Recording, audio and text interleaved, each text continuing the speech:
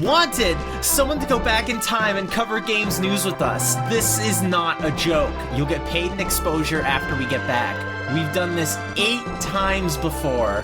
Journalism not guaranteed. Welcome to Journalism Not Guaranteed, the only gaming news podcast that covers future, past, present, future not included. I'm Tectonic Improv, and these are my co-hosts, Tabby Nickel. Hey, howdy. And Null Toxicity. We're the Octopod Traveler. And we've got a show to do. I've seen, but before we start the show... You're just like you're like in angry talk show mode. You're just like yelling at everything. It's because I've been stifled twice before beginning the show prior. And before I get into the news, I need to do my weekly... random, not like nothing to do with the podcast icebreaker discussion. I watched I watched Safety Not Guaranteed. Oh, great. So now we've all seen it. So It's now true. the spoiler cast starts. $100 Patreon goal, and we'll do the Safety Not Guaranteed spoiler cast. Very cool. Yes. Patreon. The thing we have. The thing we have. So, as I feel like as this podcast goes along, the more the roles will fill. This week is very lopsided in the news department. By like episode 100, Tabby's gonna have like 5 pages of news, while we have like 5 things each. So Tabby, let's get to it. Let's get right into this bitch. All right. Well, let's start it off with everybody's favorite, the FGC Power Hour. Yeah. So let's do that. First off, Guilty Gear Strive is getting a second open beta May 13th through the 16th. It's going to be the full game roster, so Anji and Ino will be playable. It's using the netcode. They're made a bunch of changes that briefly... They made the lobby system a lot better. The Loke test has changed. There was a Loke test also recently, but those changes might not even be in the beta we get, and they won't be in the final version. We don't know. We have to wait and see. All in all, that's more Guilty Gear. It's free on PlayStation. If you have it, you can play the Guilty Gear, the good game. That's PlayStation 4, right? There's a... What? That's PlayStation 4, right? PS4 and PS5. Oh, both, really? Yep. Wow. I was playing it on the PS5. The PS5 like version of it loads insanely fast. It's really nice. How are those adaptive triggers? It's gonna have... Fucking Christ, it's gonna have an English dub too, isn't it? That's what I heard. I don't remember, but if you use the English voices, you're so insane. Yes, I was mainly phrasing it as a question. I know for sure, yes, there's going to be an English dub That's for so... it. Oh, God. Look, okay, I was playing Sorry, I need a sidetrack. I was playing Grand Blue Fantasy Versus, like, trying to get back into it, and that game's just unplayable online, so you can't. And, like, the English voices in that game are awful. They are terrible. Like, genuinely making my ears bleed. Is Yuri Lowenthal in it or something? I think so. Yeah. But it's just like... And the Japanese voice acting is, like, fine. It's whatever, but, like... But Tabby, you only like it because you don't understand the language, so you don't know if it's good or bad. I know enough of the language to know if it's good or bad. Shut up. But also I can tell when voice direction is good or bad, just like I can tell when most Japanese live action, the acting is really bad, but that's also kind of the point. Hey, ProZD's in this game. Prozd? Oh yeah, he's the big scythe dude. Vasaraga. Vasaraga, yeah. The exhibit A of why the game's voice acting isn't good. I'm sorry. Ooh, what the fuck? Come on. It's Patrick Seitz is in it too. Everyone who plays Kingdom Hearts likes that guy. These Richard Epcar. That's I could fan favorite. I could just post a couple clips that I just have like ingrained in my brain, and they make my ears bleed every time I hear them. So that's that for Guilty Gear. KOF 15 had the trailer for Chris, so we have Team Orochi back.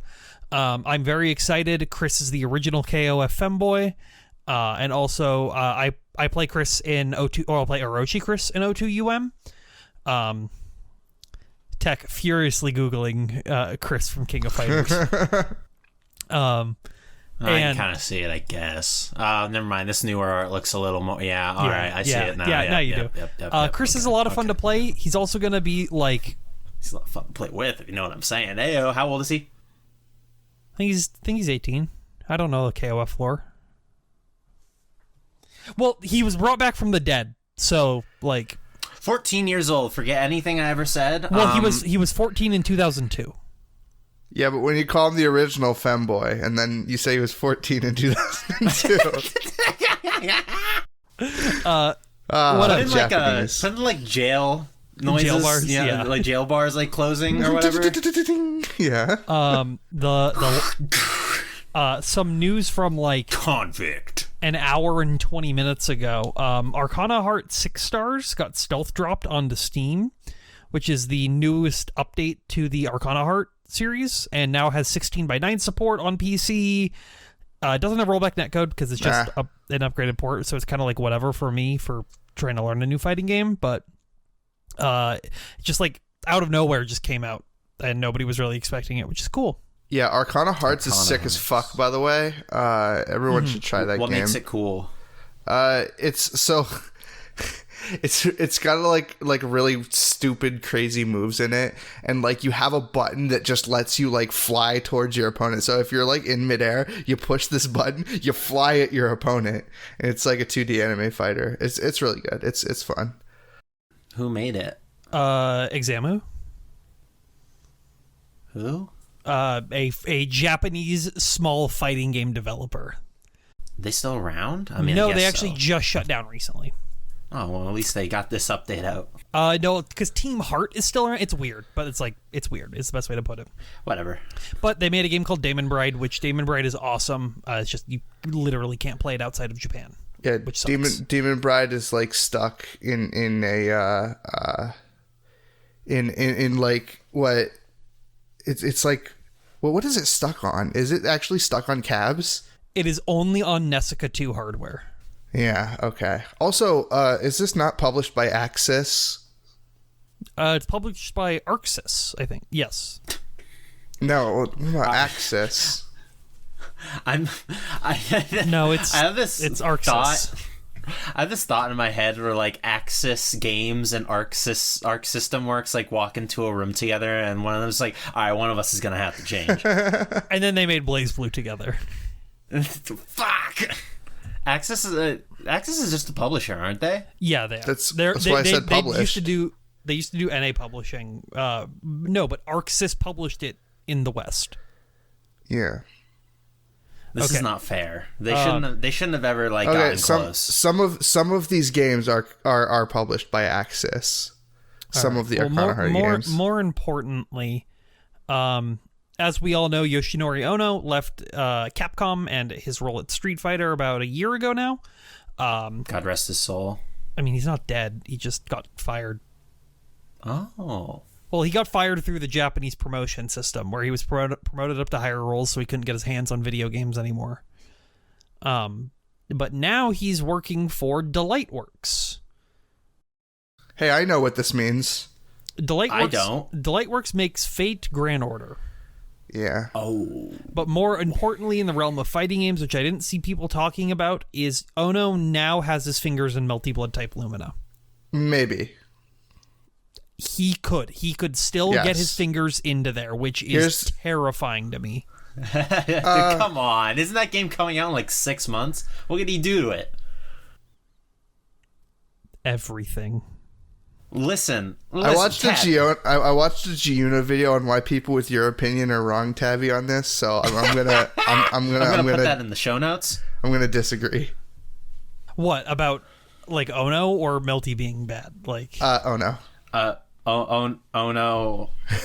I just don't. No, I just don't like it whenever like any sort of community is just like, oh, this guy is the cause of everyone's problems, and now that he's gone, thing will be good. Well, so here's the thing. We are now, especially, we have direct correlation to prove that is correct in regards to Ono. I'm not just like trying to shit on the guy. Ono saved fighting games at the end of the day. He was the one who got Capcom to bring back Street Fighter 4, which then led to the 09ers and the renaissance of fighting games to where we're at now. It's fantastic. But I think from a gameplay perspective, he makes some really bad ideas. And we know that from the leaks from Capcom, where Street Fighter 6 was supposed to come out and got entirely scrapped due to a bunch of bad decisions he made. And then when he was promoted and then left, they had the new guys working on it, and they're now having to redo a lot of it. Like, this is confirmed information we know about. So that's why I've, like, Ono's, like, at the end of the days, whatever. I like Street Fighter 4. A lot of people don't. I really don't like Street Fighter 5. Its core gameplay loop is just not my cup of tea, as I've said many times before. I just think it's a little quick to the draw to say Ono is at this Delightworks company and now he's going to ruin New Melty Blood. I didn't say that. I said he might. No, you said you were. You said you were terrified. Well, I'm terrified of the idea of him doing it for sure. Like just going in, knocking on Komode's door, and saying "add focus dash" into the game. Listen, Tabby, I'm terrified of a lot of things, like children, the future, but I don't know about like Ono being on Melty Blood. I want fighting game to be good, and Ono has a history of mediocre fighting games. Weren't you already worried about this game? I still am. Yeah, there's a lot to be worried about with it. And seeing some of the more high-res photos is even more worried. I didn't even talk about this when it happened, or once we got the high-res photos, but because I didn't see it. You know the moon system that we were talking about? Like, no, you know the moon system. I'll just talk to you in this scenario. So it looks like the moon is now a gauge. It's not like you're choosing crescent, half, or full moon. It's now like a gauge that builds up. Oh, that's weird. Yeah. That's just like Dragon Ball. Yo, Budokai? Yeah, Budokai. Yeah. Fuck yeah. All right, well, that means this game's going to be good.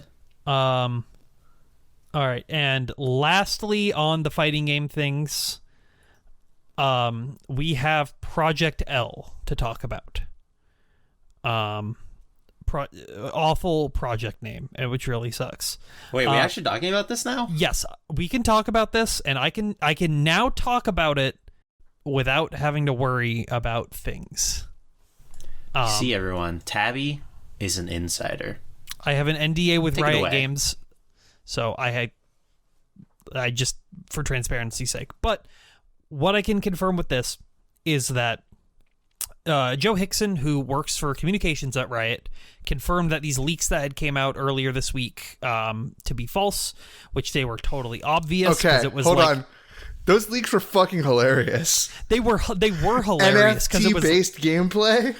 Yeah. So what? So wait, whoa. Yeah. What? I didn't see this. I'll tell you the leaks. I'll tell you what the leak was. So it used this like inspect elemented screenshot of some Project L website saying like Project L is going to be, still calling it Project L, not even giving us a title, is going to be the hit new platform fighter from Riot Games with like an NFT based season pass.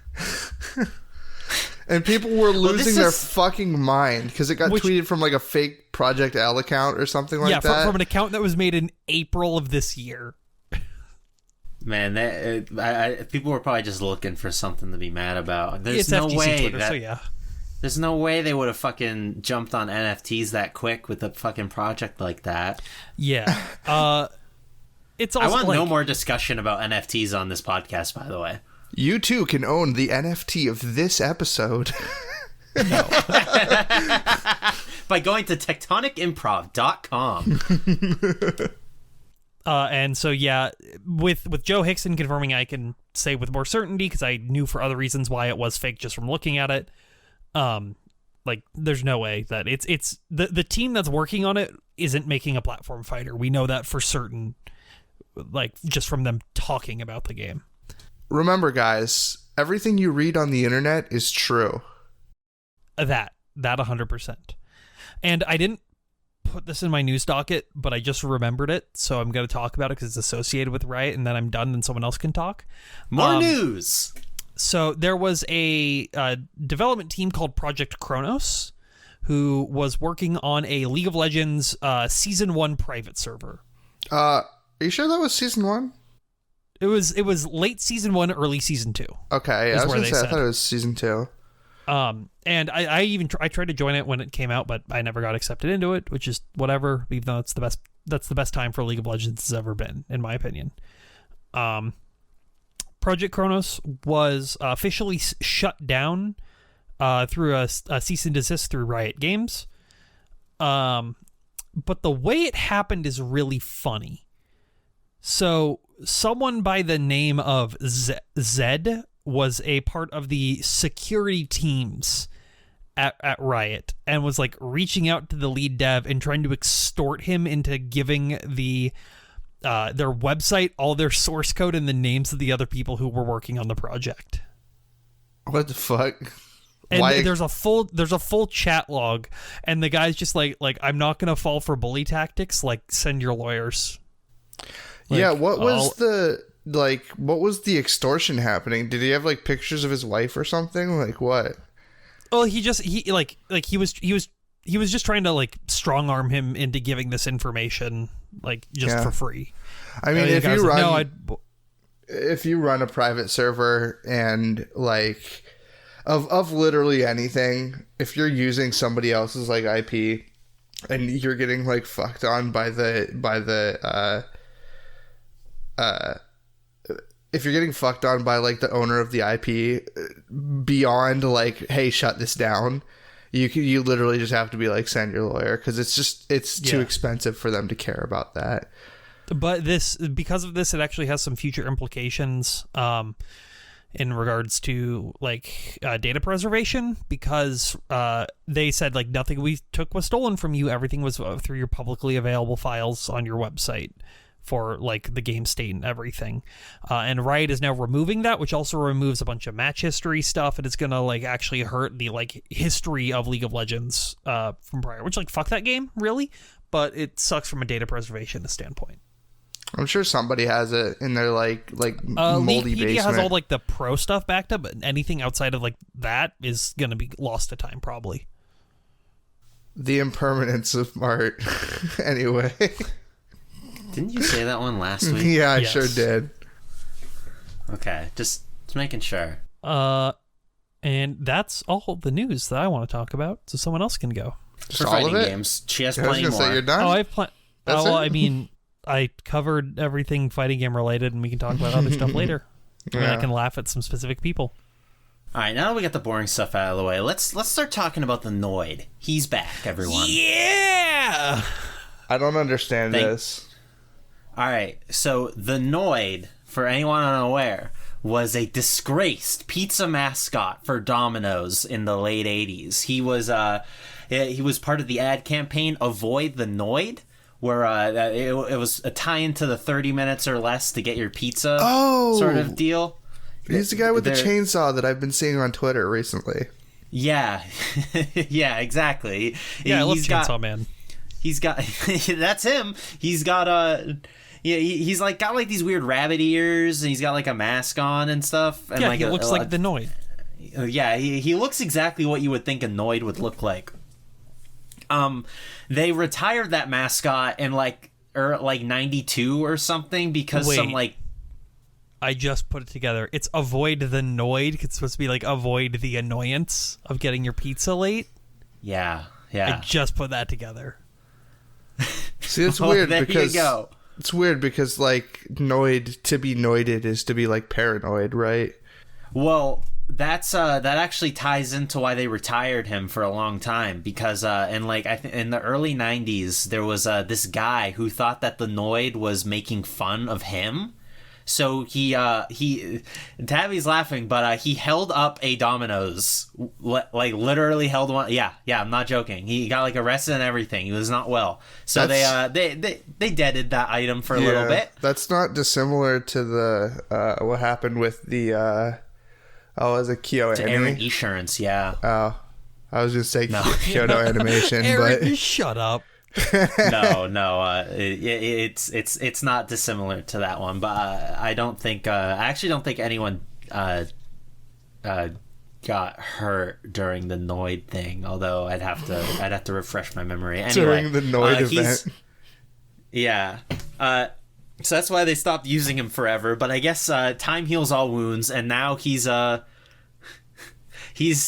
this Crash Bandicoot like mobile game called Crash Bandicoot on the Run. We love the 90s here at CrashBandicoot.com. Well, he's like an 80s guy. The We Crash love the Bandicoot gacha game. Oh, is it a gacha game? I thought it was like an endless runner or something. Well, maybe it's both. It's probably an endless runner. I just wanted to say the Crash Bandicoot gacha game. In any case, you can play as the Noid on May 7th. That's when he appears. Oh no, he's a mini boss. Maybe you don't play as him. Fight Jesus. the Noid? Yeah, you get the fight. I guess it makes sense. I mean, does anyone want to play as the Noid? I don't think so. I kind of do. Was there ever like a Noid video game before this? Yes, there was. I think it was actually made by it was either Capcom or Konami made it. It was like a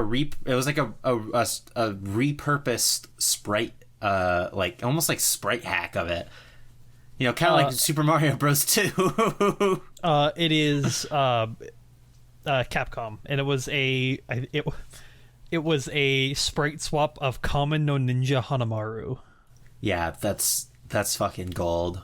Because it literally had it was a ninja on a pogo stick, so they just like swapped it out for the Noid. Jesus Christ. There was also a PC game called Avoid the Noid from '89. There's also the Noid 2 that came out a few years ago. What else you got, Tex? So, okay, no more Noid talk. When we're like reading things off a list on Wikipedia, it's like time to move on. It's time to go. It's time to move on. I was okay, reading a YouTube video. How about we talk about more delirious crazy people? Sure. We're going to talk about me? No. We're talking about a man who was arrested for attempting to assassinate the founders of MiHoYo, the company that made Genshin Impact. He got arrested for trying to assassinate them with a knife in China, or Shanghai specifically. Did he not get venti?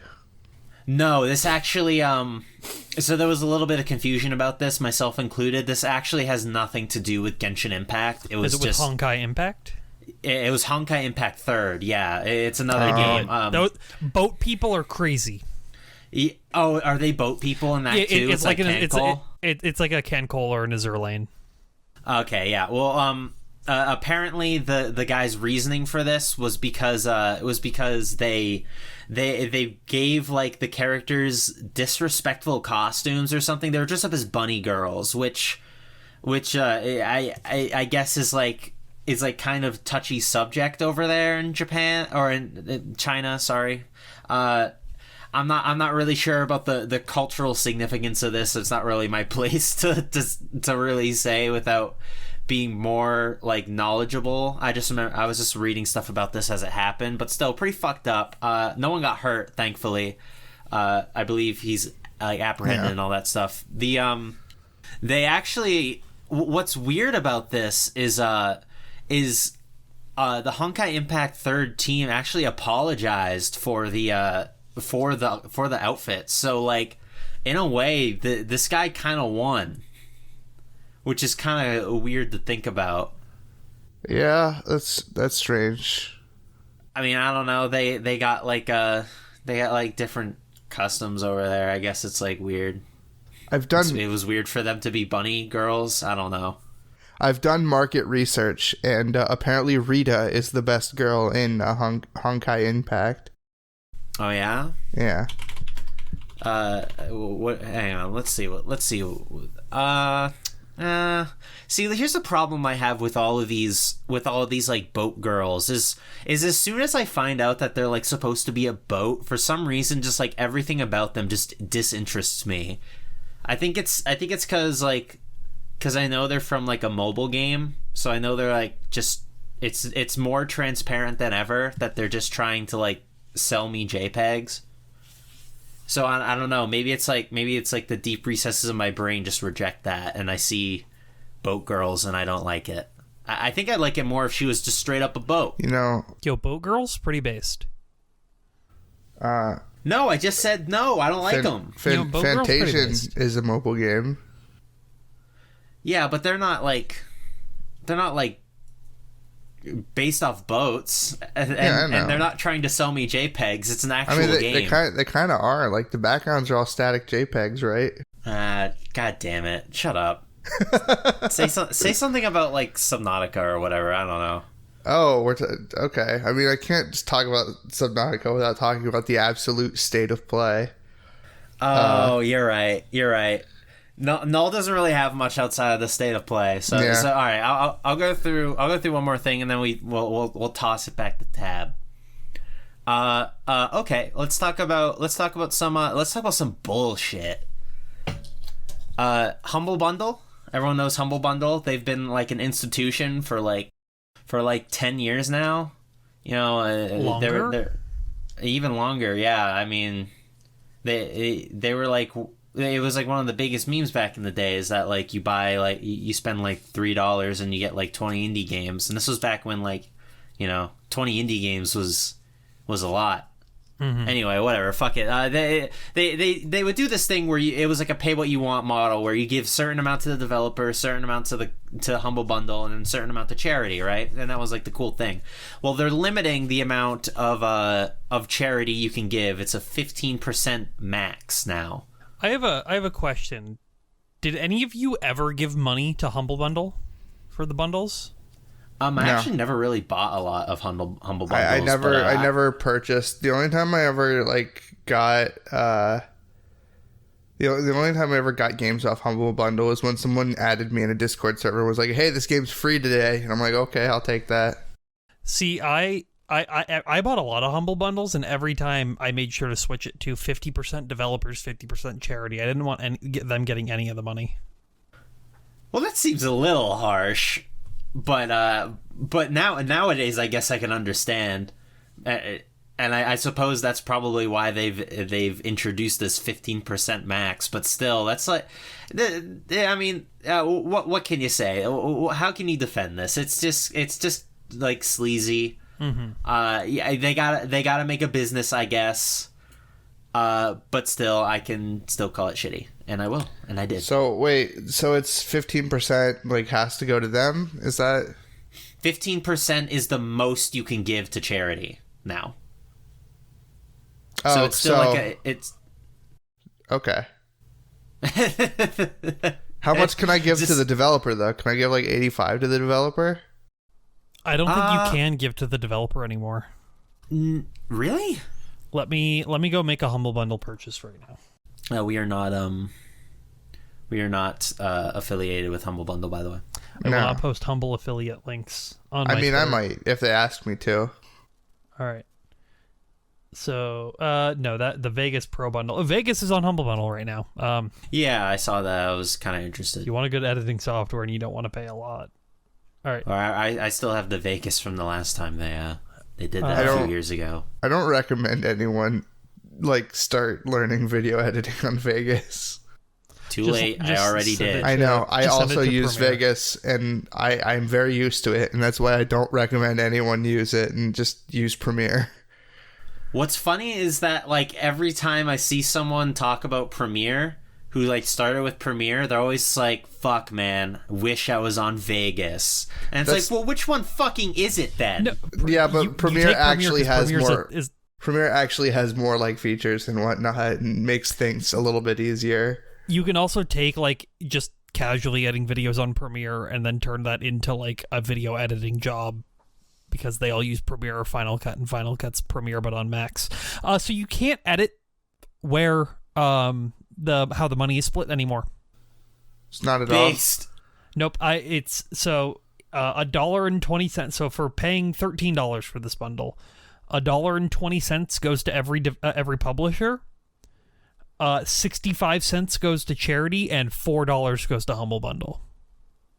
Damn, they must have really been hurting for cash then. Well, of course, IGN's a failing website. This is the only way they make money. Now, Tabby, they said that this wasn't because of IGN, okay? Yeah, and Activision Blizzard reducing Bobby Kotick's salary and bonuses by 50%, but he's not going to give that to any of the employees just to increase their bottom line to make the shareholders happy. Remember, everything you read on the internet is true. Everything you read on the internet is true. That's not no, on the internet, the truth, and you can see this and this is what we're talking about now. I'll transition into this. Blizzard is Bobby Kotick reducing his salary by 50% and his bonuses by 50%, which is bullshit. He's still making $800,000 a year for that company, which is like too much money. Have you ever met like a 50-something-year-old who goes by Bobby? No, never. When do you think it's applicable for a Bobby to transition, if you will, into a Bob or a Robert or a Rob? I don't know. He's even. the CEO of Activision Blizzard. He can kind of do whatever he wants. I don't think that. Listen, this is coming from a Joey. I don't think you change it. Listen, you shouldn't bend the ego to adhere to the wills of other people. Okay, What if you're Yosef. Bobby Kotick though? You can stay Bobby. And I don't like you. And I want to make fun of you on my podcast. No, but this is, no matter what they tell you, this is because Activision Blizzard is bleeding money constantly. And No, talent. you looking for like a fly or something? You all right? No, I was tossing a penny up in the air. Sick. Badass. That's all the ad revenue, right? Yeah. All of Repsigog? my ad revenue. Abraham Lincoln himself came to my house and gave me a penny. Honest, Hell yeah. Abe. Yeah. That's awesome, man. Tabby, do you talk about this Lost Soul Aside thing? Oh yeah, that's some cool news, some positive news. Rare for me, I know. So Lost Soul Kinda is rare, actually. Yeah. Lost Soul Aside, and I got a lot of this information from a friend of mine because I actually didn't know there was anything about this game until before this trailer came out. Literally just heard of it myself, but apparently it's been a thing for around like for a bit. 3 years or something. Like it was supposed to be a PS4 game, and Sony's been funding it allegedly. I don't know, but it's okay. It's a Chinese. It's like made by a single Chinese guy, or was, and now is being worked on by a team, and it looks to be a like a character action game. And it's this trailer shows 15 minutes of gameplay, action. and it's just like I love hack and slashes. it's just you like beat 'em ups. I know. It just looks like it plays like Endless Devil May Cry. Runners. It looked like Devil May Cry with Noctis from Final Fantasy 15. We were talking about it, and I was looking at it's like this is just fixed Final Fantasy 15 because it also has like open world segments now. I'd be curious. I'd be curious to see how it plays. Actually, Yeah, I mean this is all but- CG. It could be all fake. We don't know. It's funny. the gameplay itself looks pretty cool. I clicked on the trailer and I'm immediately like seeing like the character go through a tunnel so that it can load the next area. Yes, there was like 2 loading hallways back to back within the span of like 5 feet. It was really funny. I like how fast the character moves though. This is pretty cool. Yes, he does schmoove. Did either of you play Tony Hawk's American Wasteland on the PlayStation 2? Not on the PS2, no. I played or was it Nate? My friend Nate played it. We actually Let's Played it on our Let's Play channel, Dumpster Fire. Go check it out. And they in that game they have like these giant ass hallways because the game advertises that there's no loading times, but since it's the PS2 generation, that can't actually do that. So it needs to have these gigantic loading hallways in between areas. It's like Final Fantasy VII Remake, but like 10 times worse. What game was this? Tony Hawk's American Wasteland. Okay. I thought it was like an RPG. Tony Hawk's American Wasteland does kind of sound like an RPG, doesn't it? Yeah. Well, I just heard American Wasteland to be honest with you, but because I was like listening to the trailer. It sounds like a Barkley Shut Up and Jam Guide. I would love RPG. to play a Tony Hawk RPG, I would play it, yeah. especially if it was half as funny as Barkley. But alas, All right, that'll moving never on. happen. What do we got? Here I'll talk about let's talk about Nintendo. Nintendo, in their just doing the classic Nintendo move of the past couple of years of releasing something completely batshit insane out of the blue on Twitter. They have added online to Super Mario Party after 2 years of... Don't you dare say that name around me ever again. He died a month ago, and you bring his name up? What? That's remember Mario got like... Oh, Mario died. Wow! I thought I actually said something. That was like the biggest no-sell I've ever heard. I'm sorry. I thought it was funny. Fuck you guys. Like... Sorry. Well, regardless, he's back, baby, and he's better than ever. And you can play Super Mario Party online now. All 4 of the boards that are available in the game. 70 minigames. You can do local alongside online. This is like insane that Nintendo even added this for free.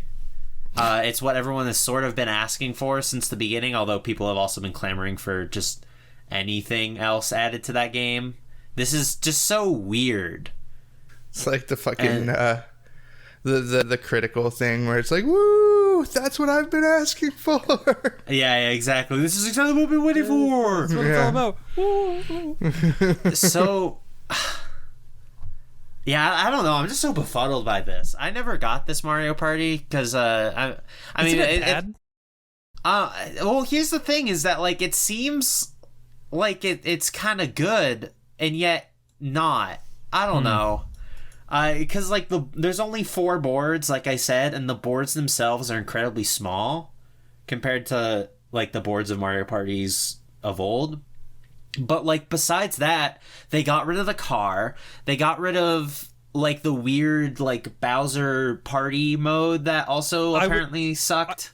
Was that the Wii U version? Because I thought that was the Switch version. No, that was the Wii U one. The Switch one, like came out like the same year as the Switch. It came out fairly quick.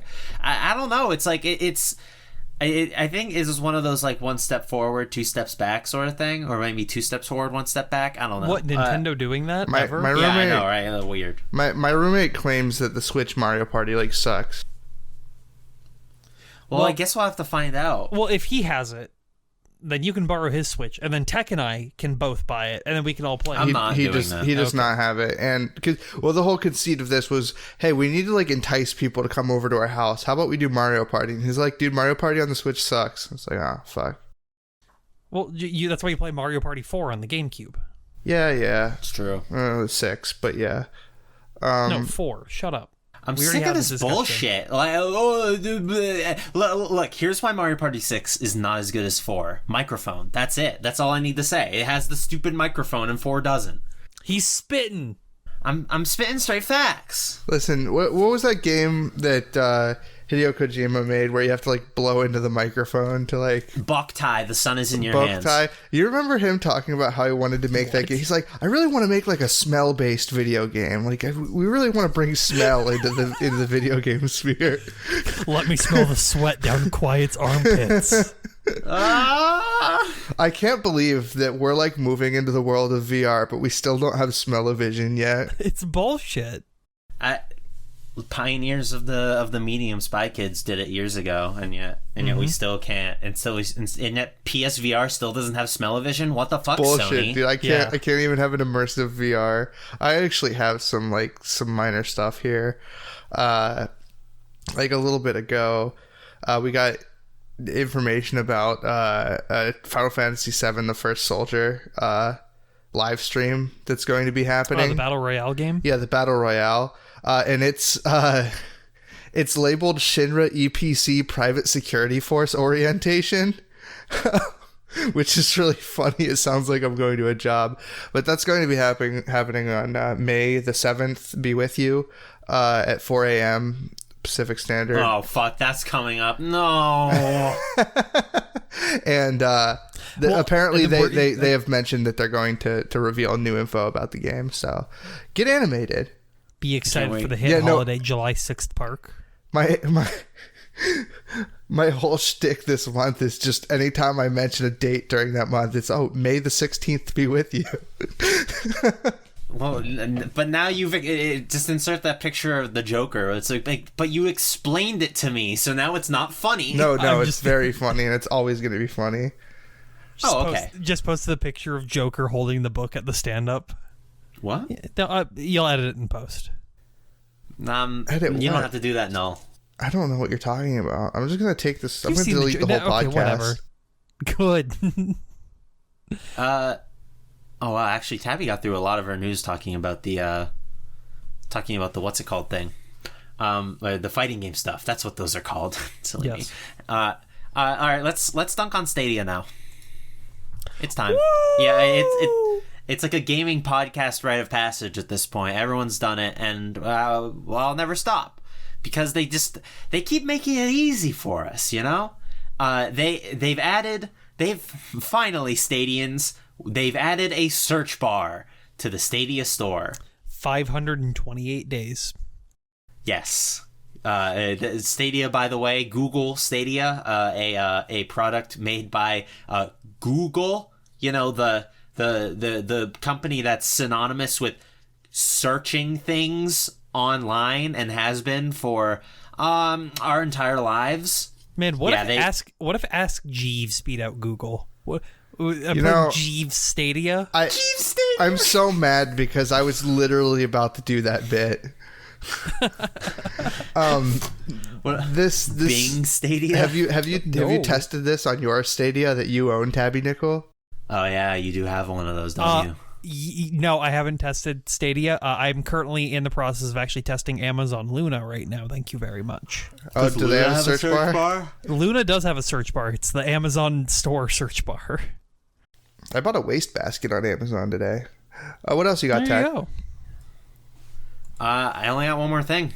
All right, go for it. And it's something I'm gonna have to tag team with Tabby here because we're gonna talk about the RetroTink 5X in absolutely psychotic retro hardware news. The RetroTink 5X is going on sale yesterday as of you hearing this, so you probably won't get it because as we've discussed many times, retro game enthusiasts are psychos and will snatch up everything. Here's the thing. RetroTink is doing what every other retro game product maker thing should do, which is you can still place orders after the first. They're now just on a first come first serve basis. Yeah. So if you might not get it in the first wave, if you say, when pre-order it when it comes out, but you might get it, a couple more months down the line. 9 a.m., by the way. Yep. So noon for me. I will not be sleeping that day, most likely, because I know I'll sleep through that. But this is the, it was originally you get the FrameMeister if you want to be upscaling consoles, and then it was get the OSSC or get a RetroTink, but OSSC has more features. To get a little background, the creator of this, Mike Chi, he's been doing stuff like this for a while now. He had this device called the RetroTink 2X, I believe. Is either 2X or 2X Mini? It was 2X. 2X Mini was after. Yeah, okay, so the 2X Mini, it was a budget, it was like a budget solution to something like the OSSC, where it had it was something called a line doubler, not an upscaler per se. And what it did is it took your composite S-video and I believe your component 480i signals and line doubled them to 720p with no lag. So I actually got this years ago when I believe when My Life in Gaming did their video on them, because OSSCs were really scary to me, like scary expensive. I didn't want to throw down, and I also didn't have the cables that they required, like SCART and like a component for a lot of consoles. Now I do more so. So I gave away my RetroTink. Have you bought SCART cables for your consoles? I have a SCART cable for my Saturn, yeah. Okay, I was going to say don't fall for the meme. SCART is, like, super not worth it. What do you mean? I fell for the SCART meme, so learn from my lessons. SCART is, like... The parts to make SCART equipment is going out of stock at a rapid pace, and they're not making more of it. Okay, but like it's fine itself. It's fine itself, but you're just gonna be paying more because you have to be paying it through like retro gaming cables, the UK branch. So you're gonna have to pay more in the US. If you're in the US, just get component cables. Just get component cable equivalents for your retro consoles. Doesn't that mean there's more reason to buy it though, because they're like going out of stock, so you want to get it more like before they're gone? No, because it's gonna be it's cheaper and more accessible to use component cables, and they provide literally the same result. The same? Exactly the same. They both produce RGB signals. I believe it's very similar. I have to brush up on. I'll have to binge watch my life in gaming videos again to recall exactly. But in any case, the RetroTink has gone along. What? I want to call it that article you just posted in the chat. Of course, Bob from Retro RGB would say SCART's totally fine. That man is drinking the SCART Kool-Aid every day of the week. Well, it's just a fucking cable. Like, if you can get one, then get one. There's no problem with it. I have no problems with my SCART cable. There's no cable. problems with it, no, but I'm just saying, if you're looking at a website and you're like, should I buy SCART or should I buy component cables? Just buy component cables. I say buy whichever one's cheaper and works for you. There's literally cables, and that ergo that means there's nothing wrong with SCART. Like SCART isn't what you're saying is not like SCART's fault. I'd say SCART like he's a person, SCART the Waz or whatever. SCART the Waz. No. Why are we talking about this anyway? This thing's fucking awesome. It's The RetroTink 5X is like all the retro hardware enthusiasts are fucking creaming their pants over this motherfucker, because not only is it comparable to the OSSC on like image quality scale, it's also way fucking easier to use. And most importantly, this is the first upscaler at this quality that's going to be able to do seamless switching between 240p and 480i signals. Yes. Which is dubbed the Chrono Cross problem. Yeah. I've seen those videos. Can I buy it for this much? It's the first $275. Okay, yeah, I cannot buy it for this much then. And then it increases to 300. This is what... Man, I wasn't going to get this. I wasn't going to get this because I have an OSSC. Mm-hmm. I'm thinking I might get this. You should get it. You should get it. But like, but I bought the OSSC last fucking year. I bought the OSSC last year as well, Tech. You bought it like a month after I did. If it makes you feel any better, I will purchase your OSSC for you or from you. I was thinking about this on the way home from work. I was like, maybe I can pawn off my OSSC on the null. Yeah, because I mean, an OSSC would be pretty nice for the PS2. Yes. It's better than what you have right now. Yeah. Well, what are you using now? Component cables into a Hauppauge HDP VR2. Oh, Christ.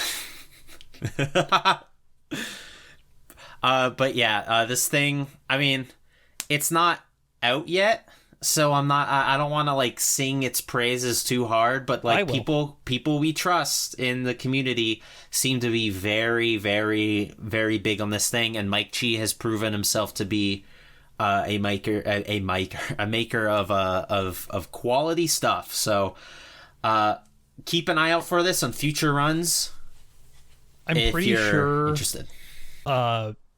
My Life in Gaming, Voltar, like every major person in the retro game, like in the retro game upscaler scene, got access to test it to make sure it actually works. Well, yeah. I know. I'm just saying. Why didn't Tech get one then? Because he still hasn't got his copy of Panzer Dragoon. This is bullshit, actually dude. Did, but not the review copy. They saw my Persona 3 video and was like, oh my god, this guy doesn't know what he's doing. We're not gonna give him anything. You didn't know like the pain I felt when I was editing that Persona 3 video and I was looking back at the footage. I was like, oh my god, it looks so bad. Does all my footage look this bad? It was the same thing with Nocturne. I was having a crisis of faith. Fuck, dude. PS2 looks so bad. I'm pissed. Well, just wait for PS2 digital to be made in like a year Another or 2 fucking years. $80 I gotta throw down. Oh, Tech, that's $80 plus you have to pay someone to solder it. Wait, they're not actually doing that, are they? PS2 digital? Yeah, so we talked about this last week. The guys who do the new N64 digital, they're making it the two biggest things out of their entire list, or 3. Okay, I thought you meant like a PS2 mini type deal where it's like the company doing it. No, they're never mind. Yeah, I know what you're talking about. But now that I'm on topic, I'm going to talk about it, so I need to finish this train of thought. Hate this fucking hobby, dude. I hate it so bad. The important thing is PS2 HDMI native HDMI out, which will fix a lot of issues that are with PS2 upscaling. The blurring thing, it'll make it less blurry. And they're making a DS consolizer, which is the thing I'm probably most excited for. I'm never buying that. Fuck that. Really? No, absolutely no way. It'll be way too expensive. I've seen how expensive the GBA consolizer is, and 2, I can just emulate DS games. I don't care. GBA consolizer is not that bad. It's like what, 200? It's like 300. God. No, it's 300 if you get one of the fancy 3D printed cases. It's 300 if you get one of the fully assembled ones. It's like 200 if you want to fucking DIY one a GBA yourself. Just like, okay, no, I don't want to do that. Is it cheaper than a Mister? I'm not. Shut the fuck up with the Mister. I'm sick of this Mister shit. The Mister's great. That's what I gotta say about the Mister. Fuck you, Mister. I'm flipping off the camera right now. It'll be in the show notes. I don't know what. So take a picture right now. I don't have. I'm on my laptop. Tabby has to do it. I got you. But yeah, I don't know. I think my PS2 footage looks pretty good on Reps to GOG. It looks all right. I think it looks not crusty. It looks fine. It looks good enough for now. But there's a limit to how good you can make. We need to find a way to just like get the CRT version of YouTube, right? I should put like a warning in the beginning of my videos. It's like, this video is best viewed on a CRT television. Well, actually, speaking of CRT, so there was an old upscaler that was really shitty, but it's all an open source like hardware, and people have made mods to it that you can now root it from Component, Composite, and S-Video through and where you can put HDMI signals into Component video or Composite video. Sorry. So you could do that. Well, shit. I'm guessing it's like $500 now. No, it's a $30 board on Amazon, and that it's like it's like maybe $50 or $60 in mods you have to do to it. So it's like $100 total. You're blowing up the spot, Tabby. I am. More than any other. More than any other like retro game. Tech's sister is gonna go out and buy all of those boards. That's exactly. She's such an enthusiast. I guess we can talk about the state of play stuff. Yeah, I think that's all of our news, right? Nope. Besides, okay. Well, talk about the state of play. State of play. Reminds me a lot of the PlayStation 3. Is that a good thing or a bad thing? Are we talking early PS3 or early PS3 Slim? Early PS3. One thing, I don't know why I bought a PS5 with no games to buy. Yeah, it also reminds me of the PlayStation 5. I bought Strikers recently. This state of play that happened today on the 29th was very sparse. Well, to be fair, as a Sony pony, clearly that is what I am, as we all know, as anyone who's seen my channel and seen what I constantly talk about on the news. I'm a huge Sony fan. They did explicitly say that this was going to be mostly about Ratchet and Clank. Yeah, I wasn't expecting 20 minutes total, 15 of it being Ratchet and Clank. You fucking should have. when they say this state of play will be focusing mostly on Ratchet and Clank, you should expect it to mostly be about Ratchet and Clank. No, I was expecting like 30 minutes and some more games talked about. Well, no, because they also said there was going to be indie games Indie games and Ratchet and Clank is literally what they said. Yeah, PlayStation loves indie games. There's so many good indie games on there. What indie games are going to be available on the PS5 sometime later this year? Five Nights at Freddy's Security Breach? Is that indie? Yeah. Double A at least. It's double A maybe. I'm not calling double A indie. Well, if Ninja Theory can call Hellblade AAA indie, why can't Scott Cawthon call Five Nights at Freddy's AA indie? No, the original Five Nights at Freddy's are easily indie, but this new one has got like you move around and stuff. Yeah, dude, this is like an actual video game, dude. Like, it's not indie. No, I'm kidding. Hey, come on now. Five Nights at Freddy's was always a video game. Whether or not it was a good video game is another conversation. But I need Matt Pat to explain to me why it makes sense in the lore. Do you guys ever see that? Like those like. I watched all of them like a week ago. Who is the one like dev for that one game that was just constantly harassing Matt Pat? Like, hey, look at this new thing we put into our game. Oh, Hello Neighbor? Yeah, Hello Neighbor. Oh, what's that Hello Neighbor game? Hello Neighbor was like every time they made a new update, it's like, geez, Matt Pat GT would this sure is a lot of game theory behind it and stuff like that. God, it just reeks of desperate. Yeah. Fucking neighbor game, man. Oh man, yeah, that game's whatever. Yeah, State of Play. Anyway, 29th, Subnautica Below Zero. Is that a DLC? Is that what that is? That is. It's probably like a complete edition sort of thing, right? That is a new story and a new world, and like after the events of Subnautica or something like that. Weird. Like it's got like cutscenes in it and junk and like enemies. Man, I know nothing about Subnautica. Subnautica is cool, and I want to play it. I hear it's really good. I have not played it, but I own it, and it just looks like really, really, really fun. I just need to get to it. In that same boat. Yeah, that's coming out May 14th on the PlayStation 5? And 4. And 4. Okay. Other than that, there's like a 30-second trailer for Among Us on the PlayStation 5. Do you guys have anything to say about Among Us on the PlayStation 5? You can get a Ratchet and Clank hat. Ooh. I was so far the State of Play looking kind of sussy. So I was talking about this to somebody because I don't actually know how it works. Do you have to use like the in-console keyboard to type messages?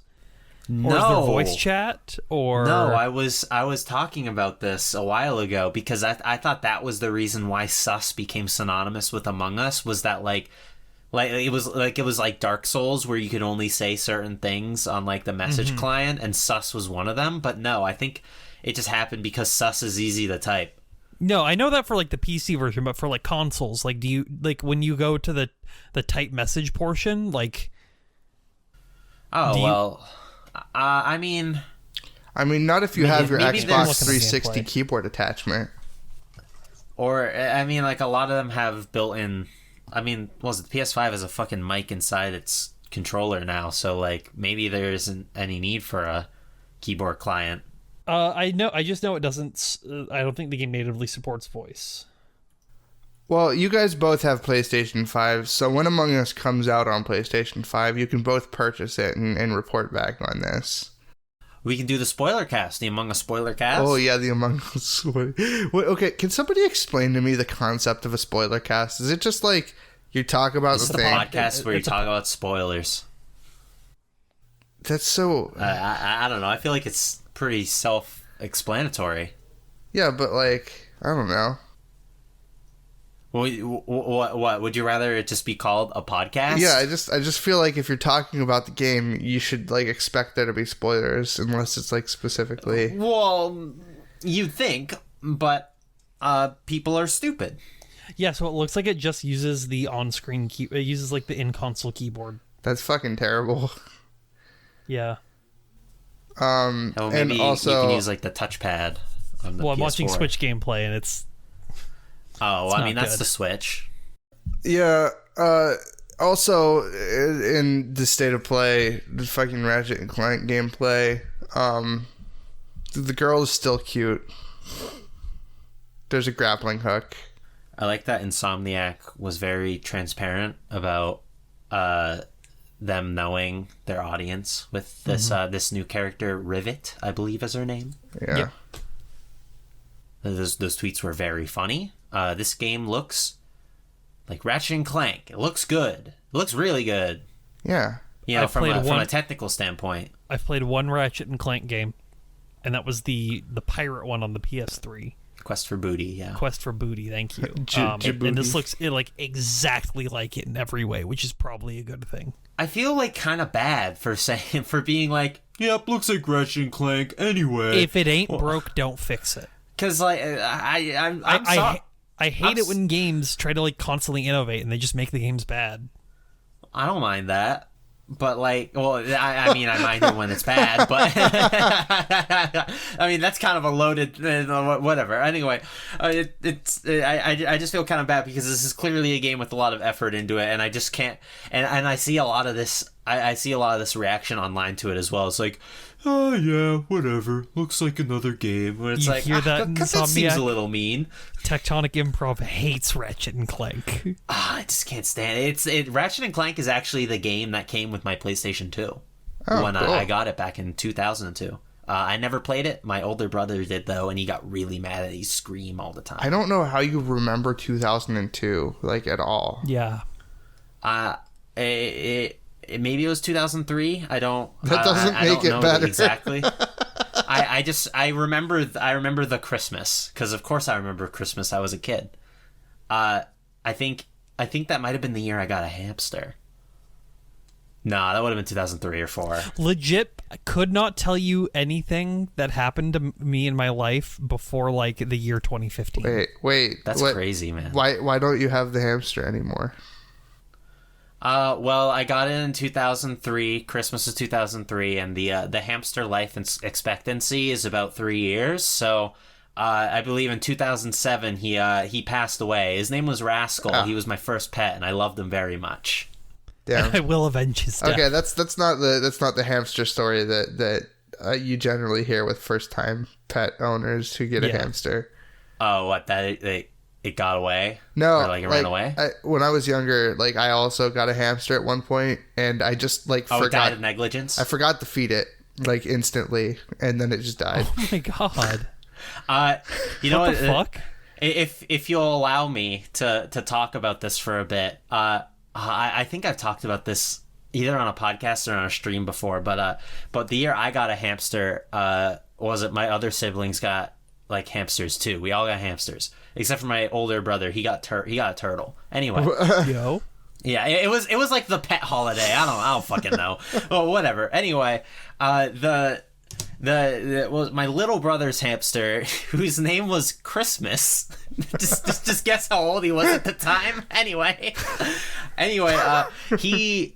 We take the hamsters out of their cages sometimes and like play with them a bit. Have them chilling. They're hamsters, on our bed. yeah. They're hamsters. They're cute. They're fun. And anyway, one time, Christmas got out of his cage one day, and he was gone. We couldn't find him.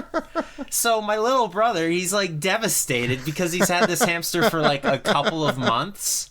Max. I love this story. And he's fucking... All right, so you do know about this, but the You audience... told me at least. I don't The know audience if it's fun doesn't. Anyway. So he's like, he's devastated, and it's like terrible. And so my mom's like, well, how do we fix this? And the solution when it's a little kid is pretty obvious.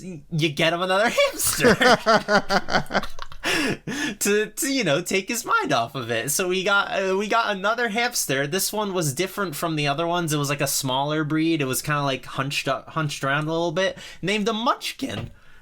His name was Munchkin, and he was a bastard, and he'd bite you all the time, and he had little red eyes like a devil.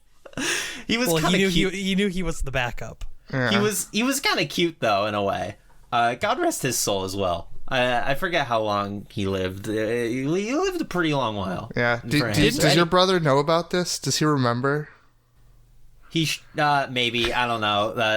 There's his memory's foggy like Tabby's. Next time you like grab coffee with him, you got to bring it up and let me know how it goes. Yeah, I will. Hey, do you remember Christmas? All right, Just like unprompted, like Christmas. He's like, yeah, of course I remember Christmas. I was like, no. Do you remember Christmas? And he'd be like, eyes widen. Anyway, so we get him this hamster and he's happy, and all is well. The next morning, we left the cage like on the floor, with like the door open, just in case Christmas somehow showed up again. The next morning, the day after we get this hamster for him, I shit you not, I wake up to get ready to go to school, and I see my cat Oliver, who's like this orange tabby. He's in the best shape of his fucking life. He kills birds for a living. He's sitting right in front of the cage, just with his tail like hopping around, like looking straight at it. Christmas is in his fucking cage. He came home. Where the fuck did he go? He was gone for days. You've Where seen the did movie he Homeward go? Bound. We'll never know. I don't know where he went. Oh my god. Just a bewildering story. I am completely dumbfounded by that fucking hamster and how it was able to disappear for days and then return like nothing was wrong. He was running in his fucking wheel. That was what he was doing. Christ. Anyway, the state of play. Ratchet and Clank? Yeah, no, the girl's cute. Is that it? That's it for that, at least. That's pretty much it. I mean, like I said, they showed gameplay and whatnot, but it looks like a Ratchet and Clank game. Twitch chat was KEKWing the entire time. Yeah. Yeah. Well, I mean, it's pretty easy to hate Sony these days, especially with the shit that they've been pulling with the store and all that jazz. So, Yeah. All right. Returnal looks cool, I guess. That's coming out tomorrow. Tomorrow? Yeah. I've been thinking about getting it. I don't have a probably won't. PlayStation 5. $7. I'd like to buy it, but I just don't have a PlayStation. I'm an r/patient gamer, so I have to wait until the PlayStation 5 goes on sale and Returnal goes on sale, and then I'll play it. Good luck with that. Didn't they never put I remember seeing a graph of like the lifetime history of like Sony PlayStation like sales and their price drops, and like the PS4 just like never got one. The PS4 dropped to 200. The base model PS4. Did it officially?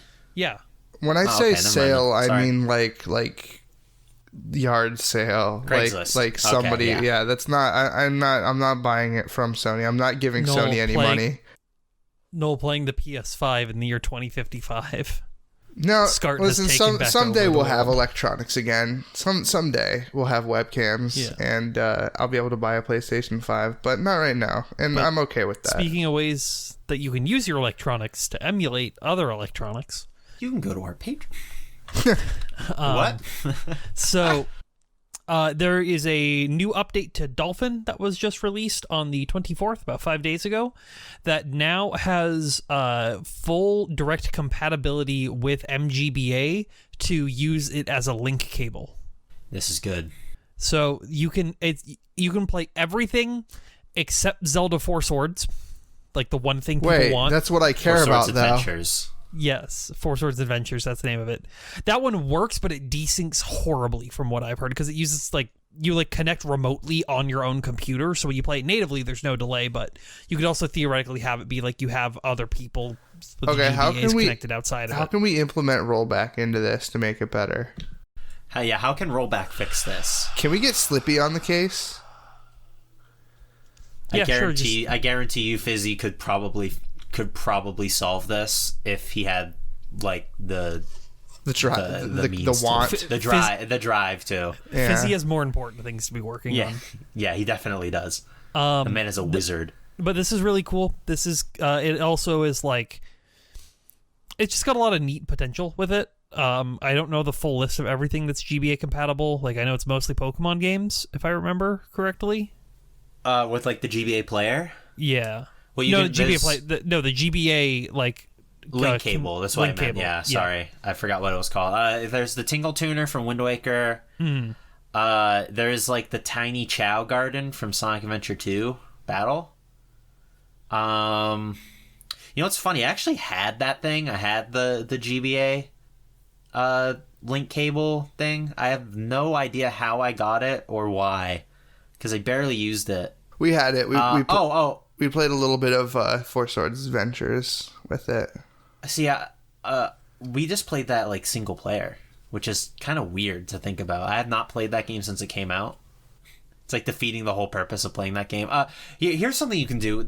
You can unlock the Fusion suit and Metroid NES and Metroid Prime if you link Metroid Fusion to Metroid Prime. Just a little neat bonus. But yeah, I mean, it's one of those like features that Nintendo probably wanted more people to adopt, but it never really caught on. Oh wait, fucking Crystal Chronicles. That's how you could play Crystal Chronicles. I was thinking of the wrong game, actually. Four Swords Adventures does work totally fine. Crystal Chronicles has the desync issues. Okay, cool. Fuck. Yeah. At least that works. Yeah, Did you know Tiger Woods PGA Tour 2004 had Game Boy support? We'll do the Four Swords Adventure spoiler cast. There's only 3 of us. Fuck. We'll get the Australian man. All right. Well, what else we got? Right. I haven't played that. I haven't played that since it came out. I kind of want to play it again. Yeah, no, that's why I'm like very interested in playing it again, because I haven't played it with 4 people and I haven't played it since it came out. So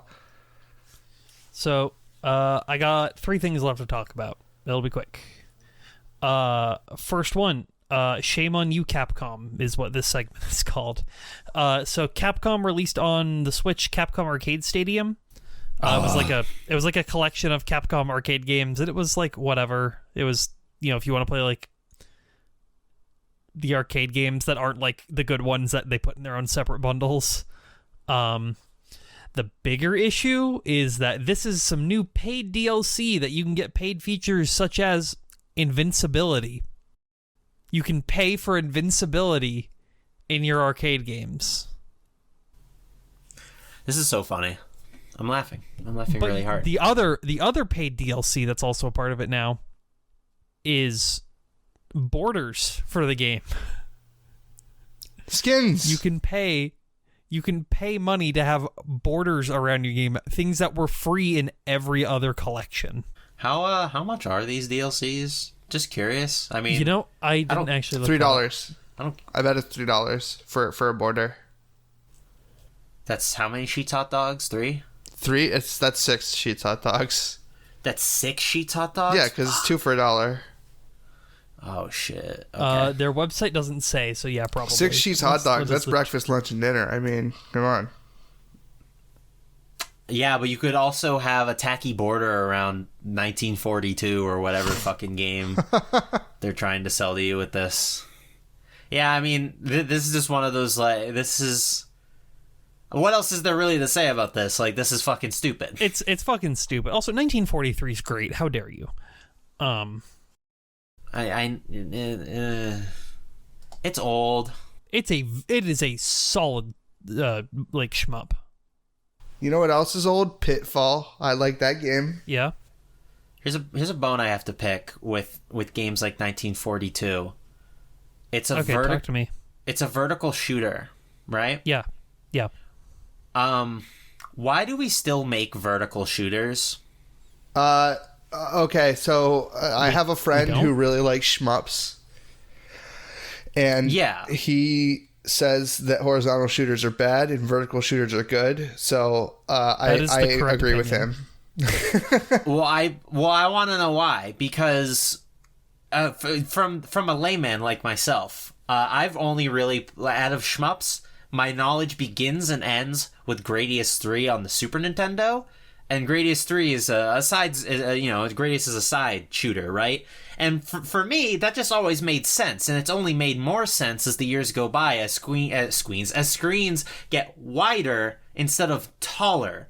It just always bugs me when I see these like shmup games that are vertical, and you just see, and this has these like obnoxious borders on the side. When it's like, oh, if you just tilted it to the side, I could see so much more of the screen. You can buy monitors. Moving a joystick left and right, moving it in an arcade stick, because you have to remember these are all for arcade games.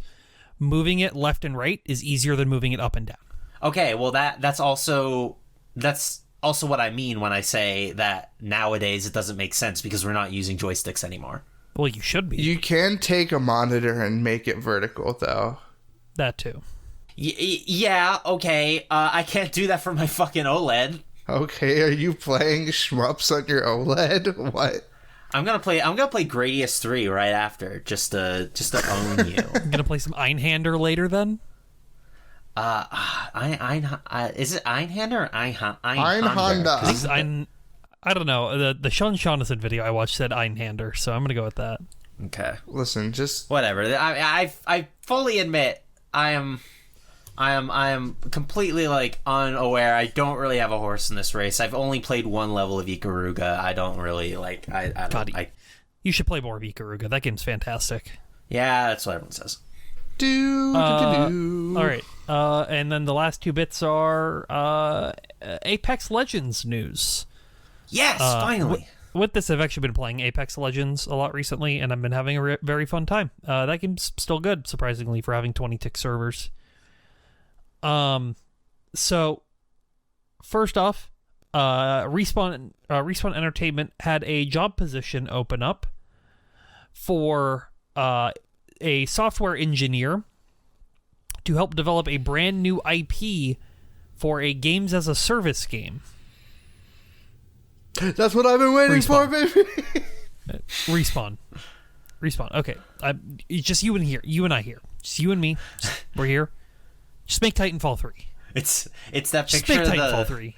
It's that picture of the E3 guys where they're like excited and they're like bummed out. It's like Respawn making new game, live service game. Because they already have a live service game. They already have Apex. Yeah, and Apex is wildly successful. Why would they not make a second one?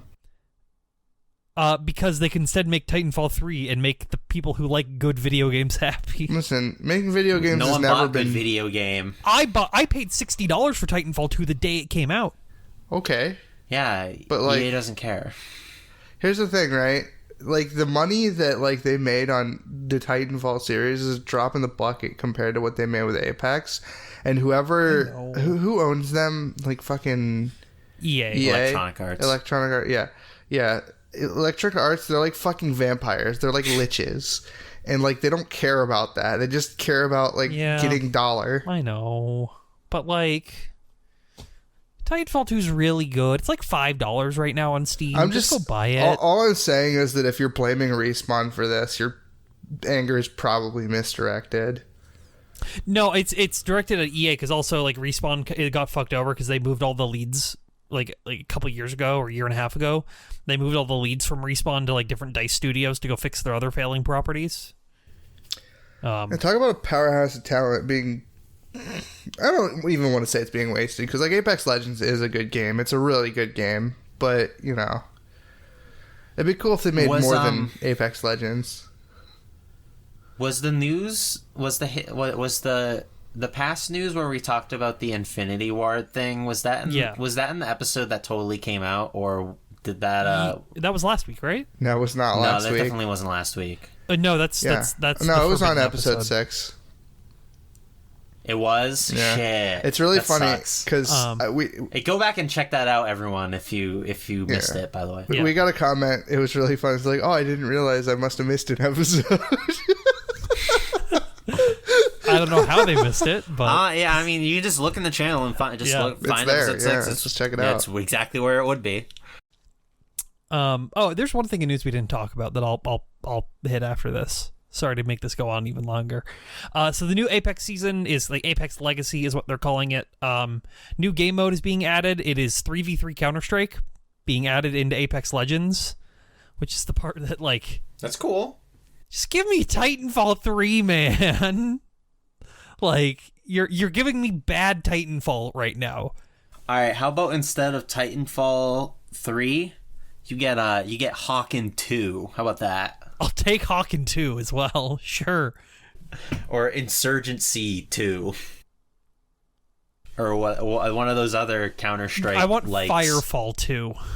I don't even know about that one. Firefall is this game that like it used to take up a quarter of PAX every year, PAX West. Oh, damn. And it was this really shitty like shooter MMO. Ugh. No. So they added that, which is like, if they just had wall running and grappling hooks, I wouldn't complain. If that was just in being able to be like played within that mode and just not outside of it, wouldn't have any issues. But it's not. So, ugh. Yeah. They are adding a new character into the game, which is a Titan pilot who has a jetpack. Well, wait a minute. This is good news. Maybe this is like sort of a hint that they're working on something with Titanfall. I don't know. At the very least, it seems like they haven't forgotten about. I mean, Apex has like a lot of stuff. Just like, I mean, it's set in Apex. It's set in the like Titanfall universe. The like, Titanfall world, yeah. Yeah, there's a lot of I know crossover. that.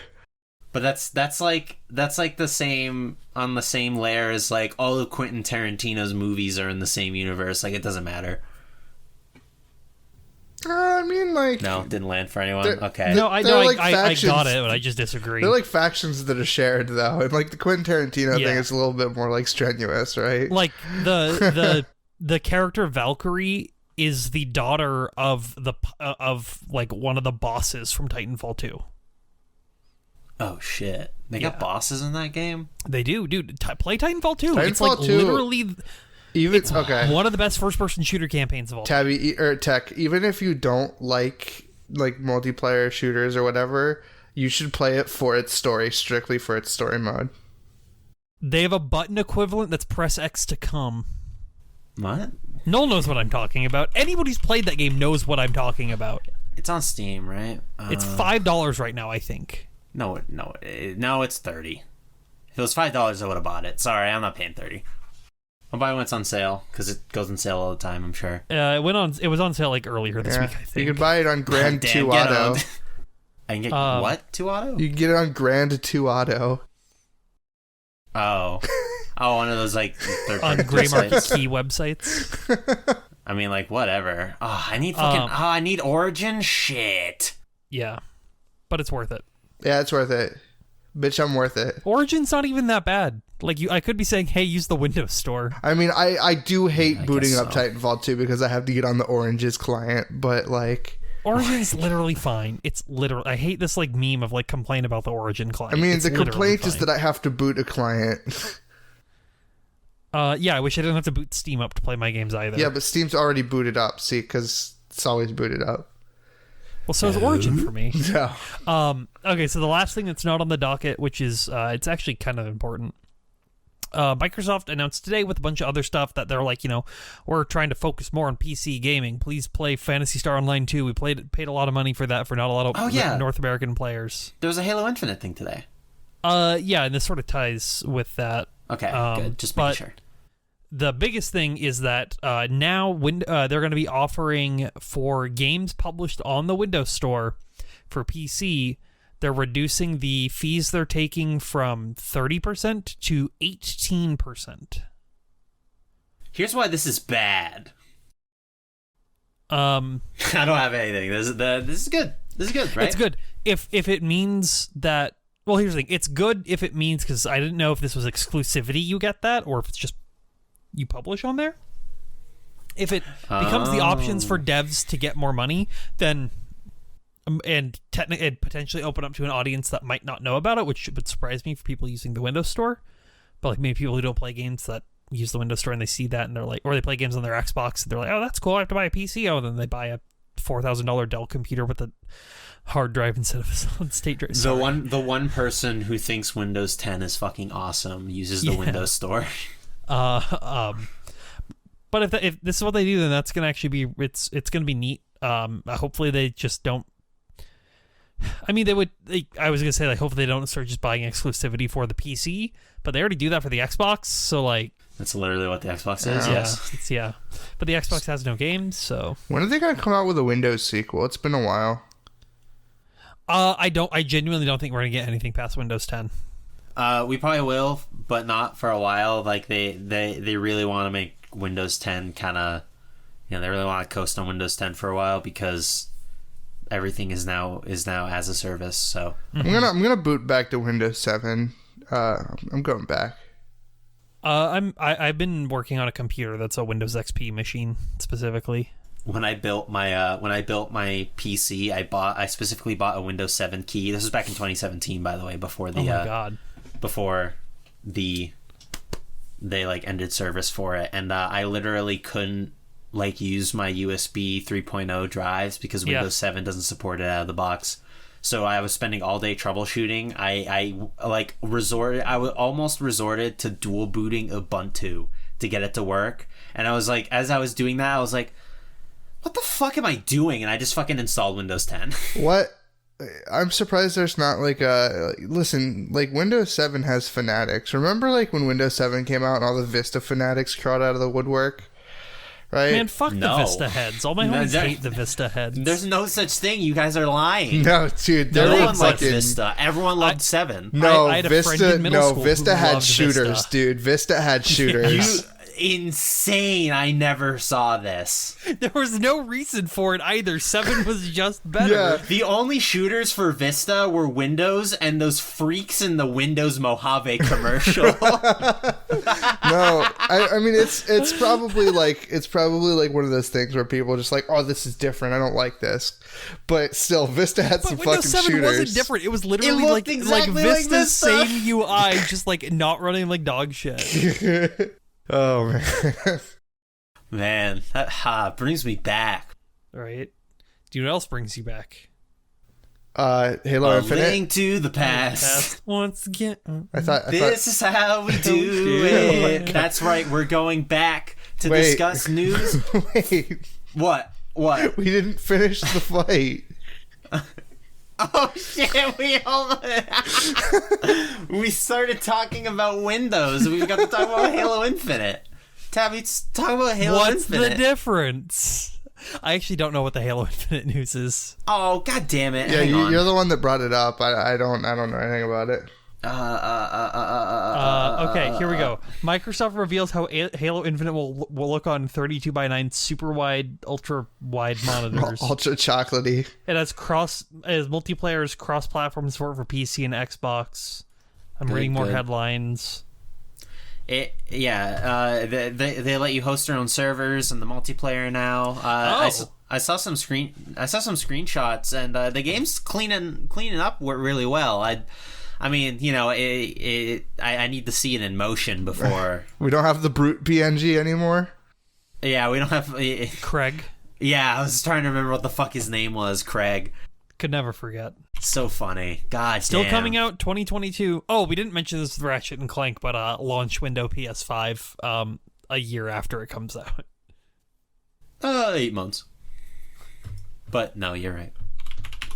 Fucking. Man, I can't wait till PS5 comes out with the Sledgehammer titles and just starts hitting, you know?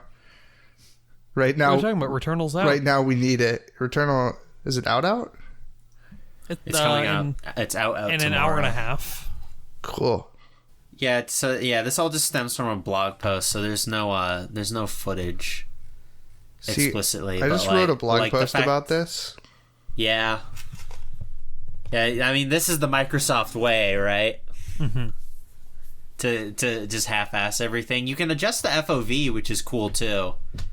On They had that console. in Master Chief Collection. I so feel would've like been that's shocked if it becoming a wasn't in new it. norm to like allow You can do it consoles to do it. on consoles now. Like when Yeah. I was playing the Cold War same beta with, on PS4. Same with this one. This one's gonna let you do it on consoles as well. Consoles are getting powerful enough to not chug at 140 FOV, so Yeah. Everything needs to be Quake Pro. Just all the options and stuff would make Total Biscuit come, I think, which is good. And these ultra wide screenshots are like kind of fucking me up. I mean, I don't have an ultra wide monitor, and I probably never will. But Well, buy one. It's the same price as the OLED. I'm gonna wait then I until have to throw away my. I'm gonna wait until we're able No, to do the like monitors that are like an entire like ring around your head. You already can. There's a Linus Tech Tips video. Is it can one be monitor like or is it multiple monitors? Oh, it's 3 monitors. Yeah, not You want interested, One sorry. circle. Not Okay, interested. I want I want one monitor. I want monitors. I want monitors to turn into that hologram thing from that John Anderton uses in the Minority Report. Yeah, exactly. Where he's moving around stuff like this. Fuck, that's a good movie. Anyone who hasn't seen that, you gotta watch it. Yeah.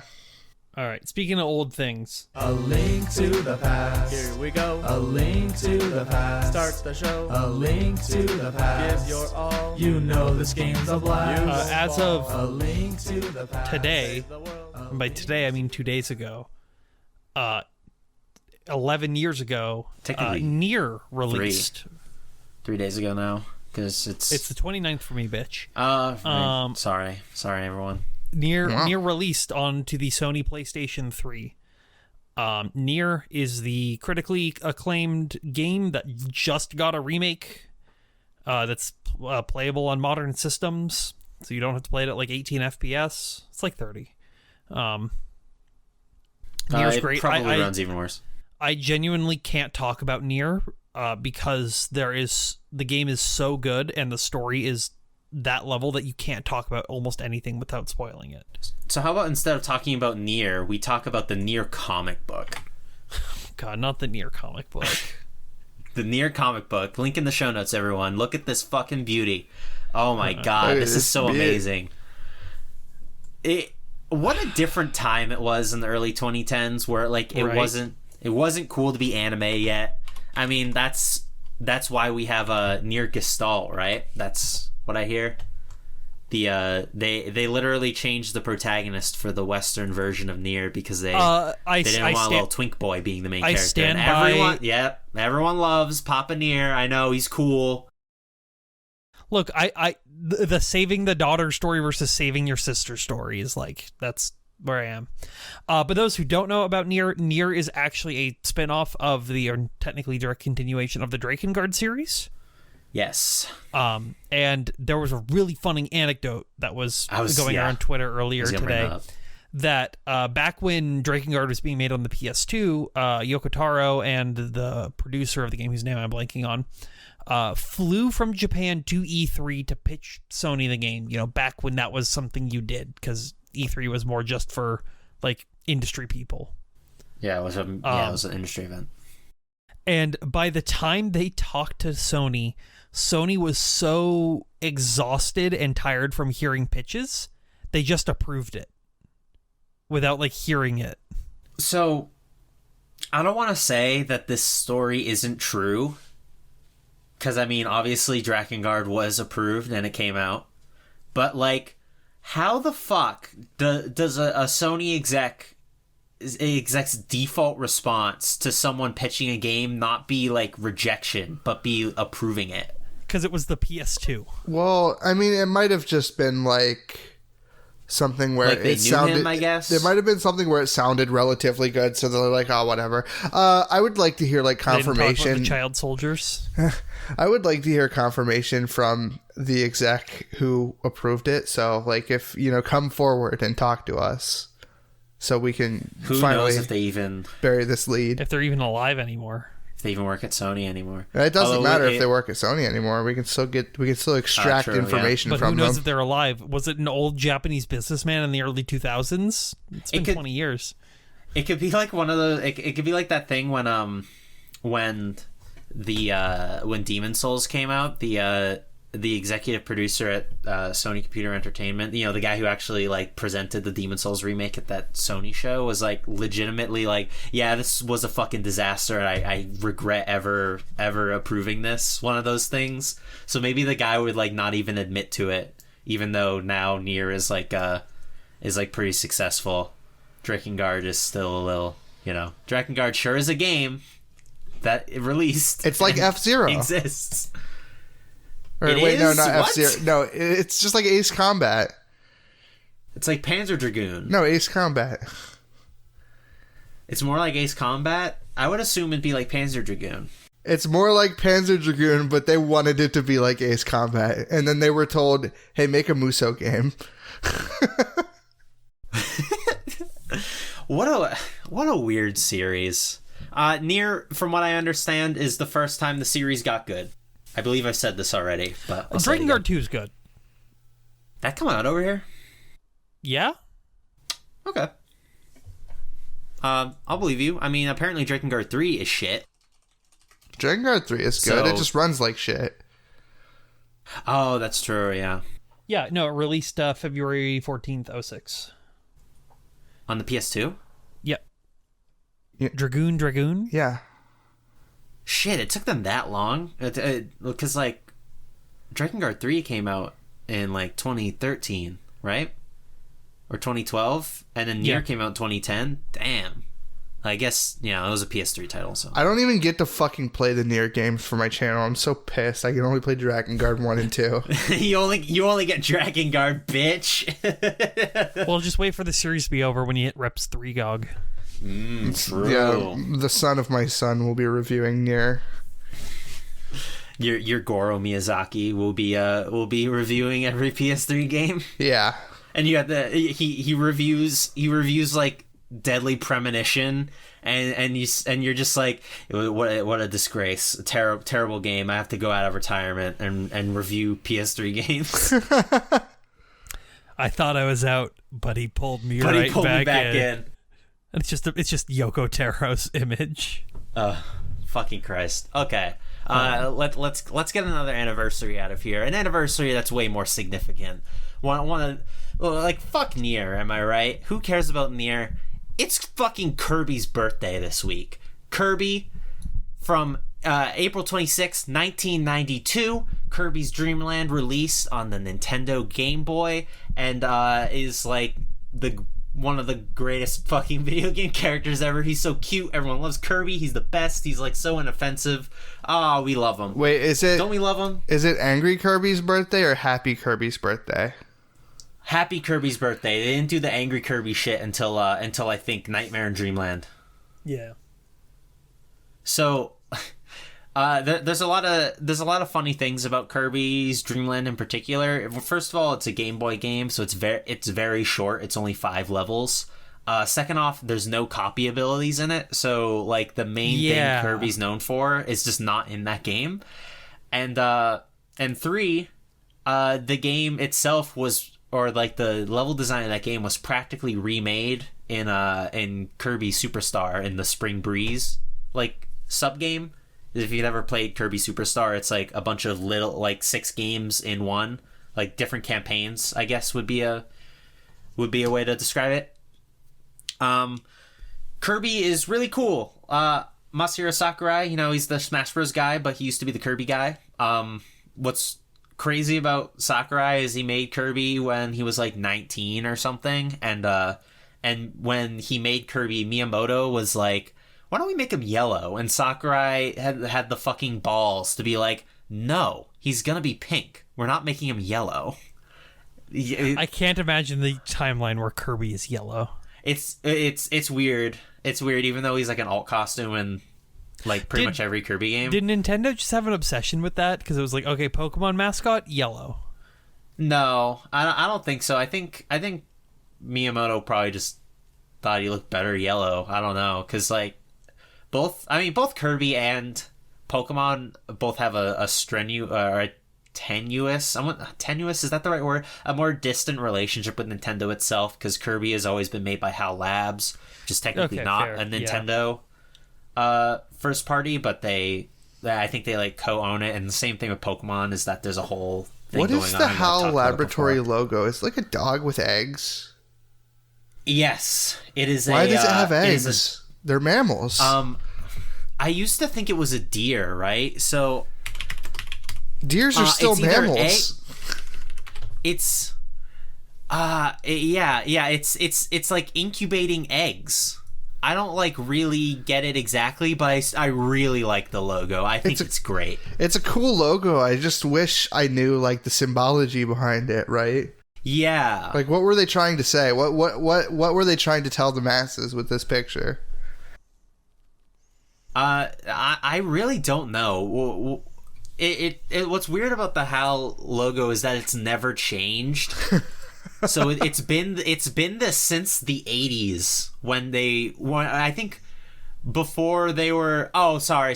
This is the logo from '98. I'm sorry. I completely forgot about the original HAL logo. So I was blowing smoke. but it's been around since '98, which is still a long ass time, and they still haven't changed it, and I hope they never do. The dog's nickname is Inutamago, which means dog egg. Thank you. Fucking beautiful. just- Nice. Fucking beautiful. Thank you. Okay, I guess I have some stuff, right? Yeah, nothing really else to say. Happy birthday, Kirby. Happy His birthday, 30th Kirby. is next year, 30th. which is we're probably gonna get a game next year because it's been a while since we've had a Kirby game. Kirby themed Switch. Oh yeah, Kirby themed Switch, Oh, and the it's- Switch is like circular. Yeah. Oh god, it looked like that that leak that was around of like the NX where it's like a football shaped thing. It's like the PS5 God. like dev console leak. Oh yeah. Bring back the boomerang. So Yeah, Null, you got any news? yeah, I do. So on April 29th, 2009, a terrorist group calling themselves the Sons of Liberty seized control of the Big Shell during a routine inspection tour. The group consisted of former Special Forces unit Dead Cell and the Russian private military members, who were apparently being led by Solid Snake himself. Wait, what? Solid Snake, the war hero from the Shadow Moses Yeah, incident? it's crazy, huh? They took nearly 30 people hostage, one of whom was the 44th U.S. President, James Johnson. I thought that was Obama. No. Obama lost that election to James Johnson. Yeah, James Right. Johnson, it was a landslide. Landslide. Good, nice one. Well, shit, that's crazy. Is there anything else about this day that was interesting? I can't think of any. I mean, like, there's some stuff happened, but I can't remember it really. Obviously it was resolved because, like, we haven't heard anything about the Big Shell ever since. Yeah, it's true. And I guess I don't even fucking who's the fucking president now? It's not him. Snake, have you heard of Journalism Not Guaranteed? It's my favorite podcast. Wait, where do we fall in the Metal Gear Solid timeline right now? We're like pre-4 right now, right? No, we're post-4. We're pre-4. Yeah. No, we're post 4. Yeah. Metal Gear Solid 4 takes place in 2014. Yeah. So we're in a brand Survive? new world right now, kind of. We're in MGS Survive. We're in a post-Revengeance world. What? Post-Revengeance? Well, actually, I don't know exactly when Revengeance takes place. I think it's 2017. I'm not sure. But yeah, in case anyone was unaware, the breaking kayfabe, haha, funny bit. April 29th, 2009. You said? Yeah. That's the day that the Big Shell incident happens in Metal Gear Solid 2. And I Yeah. thought it'd be really funny because there's this codec conversation between Raiden and Rose where she's like, "Jack, do you know what day it is tomorrow?" And he's like, "April 30th. Why?" And it's their anniversary It's or their whatever. It's really anniversary, funny, yeah. but like cringy. Wait, so when did MGS4 take place? Revengeance Okay, was so 2018. It's set 4 years after MGS4, so 2018. Okay, yeah. So yeah, we're in a post-Revengeance society. God, that's fucking So- terrifying. Okay, no, we're not in a brand new world anymore. We're just everything's bad. Well, it's not like everything wasn't. It's not like everything was good at the end of 4. I think everything anyway. was. Things were looking up. It was looking a little up. Man, I watched that fucking 3.5 hour Metal Gear Solid 4 video that's been in everyone's recommended since like 2018. Oh, I've watched not a it. good, Yeah, no, I've not a watched good. it. Sorry, not pretty good video. I liked it. Yeah. I recommend it if you have a lot of fucking time to kill and like Metal Gear Solid 4. I still want to do the like big like Metal Gear Solid lecture with you. I would love to do that. It's- and we I were think going- it's really funny. We were going to do it, but COVID happened. Yeah, it was gonna happen. Thanks, I- COVID. Yeah. Oh, what I think is really funny about like whenever people bring up their lecture ideas, like Metal Gear is one of the first ones that always comes out of people's mouths. Nobody does it though. But no one's done it. Super Bunny Hop did. Yeah, but he's That doesn't like, count. You know what? You know what it's we Super mean when Bunny we say Hop. lecture. Yeah, no, I know. And And like on one hand I get it, because like doing a lecture in and of itself is like, I mean, it's a lot of organization, and also something like Metal Gear is incredibly daunting, even as someone who is the third best at Metal Gear trivia in New Hampshire. Yeah. I've explained the concept of lectures to my friends to see if they would be interested in like even conceiving of the idea, and they just don't get it. Well, it's like See, what you have to do college is you lecture. need to vaguely explain it to your friends and then trick them into going to your 2.5-hour lecture. Can you guys help me record something? Oh yeah, sure. And then you just fucking bring them in a room. You're wearing a suit. They have no idea what's happening. So today we're going to be talking about Doki Doki Panic. I linked them the videos and told them this is what it's gonna be like. They didn't watch them. Because they saw a 3-hour YouTube video. No thanks. Well, then they should have known what they were signing up for. But anyway, Metal Gear Solid lecture would be like, because it's so daunting, that's why having two people take it on is probably a good idea. Yeah, to like bounce off of. I'd love to do it. There's a bunch of lecture ideas I'd like to do. Metal Gear would be one of them. We could do 2 chalkboards. And then we could do like something like, so we have to do something crazy where they somehow link together. Yeah, at like a pivotal moment. How hard would it be to like rent out like an actual classroom in the summertime? Probably not that hard. All right, so we got Metal Gear Solid. Yeah, Metal Gear Solid, very cool game. I fucking loved MGS2. MGS2 is so good. It's like it's one of my favorites. Before we move on, when I was playing MGS2 for the first time like years ago, I think actually in 2013, 14, like by the time I got to I'm not gonna spoil it, but like the finale of the game, I was just so fucking like, holy shit, I was blown away by just like everything in that game. Even though I think most people know the ending of MGS2, definitely play it. Play 1 first. But also play 2. One takes like 6 hours. So please play them. Lolly Lule Low. So it's like $50 an hour. Playing like it's so funny, dude. There are people who like try to play this game and like these games in chronological order, and I'm like, that's so like. I hate. That's like playing Kingdom Hearts games in chronological order. I hate anyone who like tries to claim that chronological order anything is good. Played in release order. It's always experienced like media in the order it was released. Okay, but if the story is. Kara no Kyokai was pretty good in release order, but for the most part, I mean in chronological order, but you know. You're just not gonna get it. You're not gonna get it in the same way if you play Snake Eater first. You're just not. Yeah.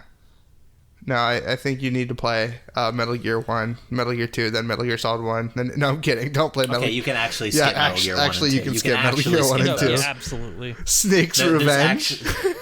They actually explain the plot of those games in the mission briefing of MGS1, so you can't actually skip those. Just like completely like walk back my definitive statement. But like actually you can do that. Tabby wouldn't skip those anyway. I would. Oh. No, what Tabby would do is she would say she'd play them and then never do it because she doesn't want to play the old game. Hey, I'm currently slogging through Kyoyaku Megami Tensei. Thank you very much. That game is awful. Just watch the Marsh video. I don't like the Marsh video. You're insane. All right, news, old news. All right. Let's talk about Elevation Partners.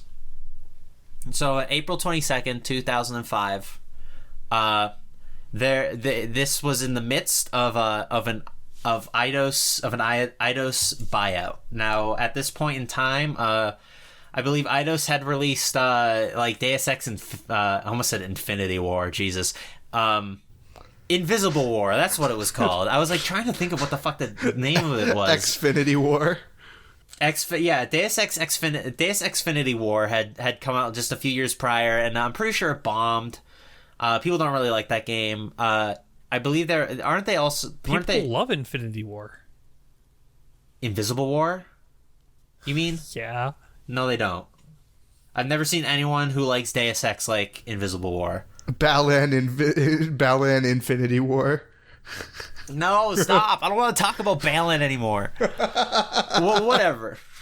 Fucking Eidos was clearly not doing very good financially. And people were looking to buy them out, and one of them was Elevation Partners, or Elevation Partners. And if you don't know who Elevation Partners are, they are basically they're like they're like Embracer Group, I believe. Elevation Partners. So It's they fine. just like It's suck fine. companies. Yeah, private equity firm. Like, that means nothing. They just sit on IPs. What's funny about them is that Bono of U2 is like very heavily What? involved, or at least was involved with this company, especially at the time. I'm not joking. That's why I clicked on this article, because the article title on GameSpot was "Bono's Boys Bow Out of Eidos Bid," which great headline, by the way. It's got that alliteration, and I just had to be like, "What? The Bono was buying Eidos? What?" Turns out, not really, because he's I don't think he's affiliated anymore. But and I guess he was at the time, but it was only as like I think he was like a shareholder max. In any case, they're actually named after a U2 song, Elevation. Oh my god. From like in the 2000s when they were shit. But yeah, they tried to purchase them, but like the plans fell through, and as this article was talking about, SCI was looking like the forerunner in this bidding war, and with the power of hindsight, we know that was true. They actually did end up owning Eidos for a while until I believe 2008 of December. That's when they got renamed to Eidos. The point is that SCI is not around anymore. They went defunct in 2009, and now Eidos is owned by Square Enix. Tech, I think we're about to have a conversation the audience might not want us to have. But do you actually like U2? Like any U2? Why wouldn't the audience want? I guess because they don't fucking care. Yeah. U2. I actually have Actung Baby on vinyl.